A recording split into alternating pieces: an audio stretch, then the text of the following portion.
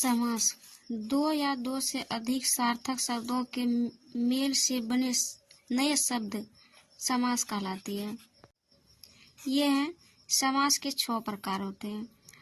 पहला है अव्ययी भाव समास, तत्पुरुष समास, कर्मधारय समास, दिग्गु समास, द्वंद्व समास, बहुव्रीहि समास। इन सारे को हम लोग ट्रिक के माध्यम से सीखेंगे। फर्स्ट आपका है अव्ययी भाव समास। अव्ययी भाव समास में यथा, आ, भर, अनु, नीर, प्रति, प्र ये सभी दिखेगा। जैसे एग्जाम्पल के लिए यथा संभव, यथा दिखा ना, आजन्मा, यथोचित, प्रतिदिन, यानी इसमें क्या होगा, आगे उपसर्ग लगा होगा।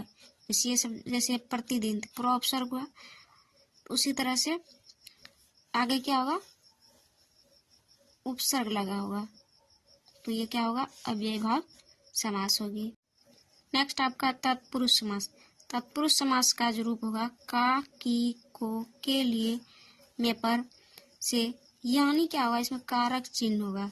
जैसे एग्जाम्पल के राजपुत्र, देख रहे हैं, इसमें राजा का पुत्र कारक चिन्ह है। उस तरह कर, धर्म युक्त, धर्म से युक्त, गृहागत, गृह को आगत, इन सभी में क्या हो रहा है, कारक चिन्ह आ रहा है। तो इसको हम लोग क्या कहेंगे, तत्पुरुष समास कहेंगे। नेक्स्ट आपका है कर्मधारय समास, यानी कर्मधारय, जिसमें क्या है जो या के समान। इसमें क्या देखेगा, है जो और के समान का रूप देखा। जैसे सुपुरुष, यानी सुपुरुष, महात्मा, मंदबुद्धि, मतलब मंदबुद्धि के समान दिखेगा, महात्मा के समान।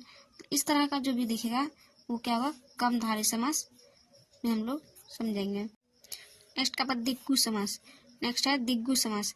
दिग्गु समास में क्या होगा, प्रथम पद संख्यावाचक। जैसे हम लोग ट्रिक से सीखेंगे द्वि, दिग्गु, दिग्गु मतलब होता है, यहाँ 2 दिख रहा है, उसी तरह इसके एग्जाम्पल में भी क्या दिखेगा आपको, संख्यावाचक दिखेगा। सभी क्या दिखेंगे, संख्यावाचक दिखेंगे। जैसे नवरात्र, चौराहा, सतसई, त्रिभुज।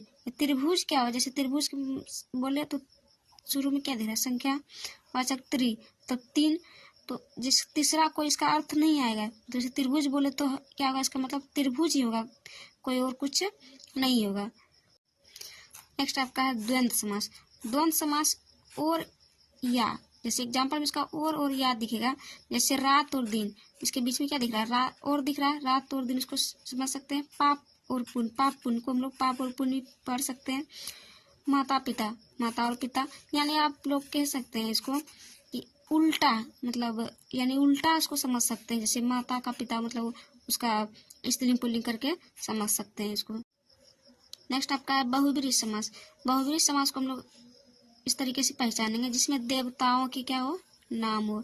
देवताओं मतलब भगवान के नाम होगा। जैसे चक्रपाणि, लंबोदर, नीलकंठ, पंचानन, इसमें क्या होगा, भगवान के नाम होंगे। जैसे नीलकंठ, नीलकंठ को हम लोग समझ के दिमाग में मेरा आ गया कि हाँ नीलकंठ यानी शंकर भगवान।